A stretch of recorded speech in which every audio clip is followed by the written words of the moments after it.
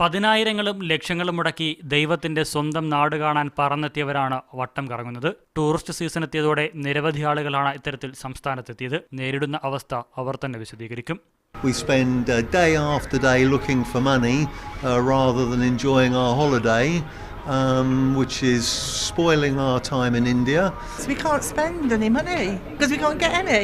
ATMകളിൽ queue നിന്ന് പണം പിൻവലിക്കാൻ ശ്രമിച്ചെങ്കിലും അവിടെയും പലർക്കും അക്കിടി പറ്റി. പണം പിൻവലിക്കുന്നതിന് പരിധി നിശ്ചയിച്ച കാര്യം പലർക്കും അറിയില്ലായിരുന്നു. നാട് കാണാൻ പറന്നു വന്നവർക്ക് ഓടി നടന്ന് ATMകൾ കാണേണ്ട അവസ്ഥ. It's a different experience because instead of spending our time enjoying ourselves, we're spending our time in queues in banks or looking for ATMs that have money and then finding that they have no money, and we just going around and round in circles, increasing our stress.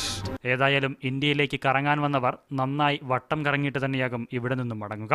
Al Ameen, media 1, Thiruvananthapuram.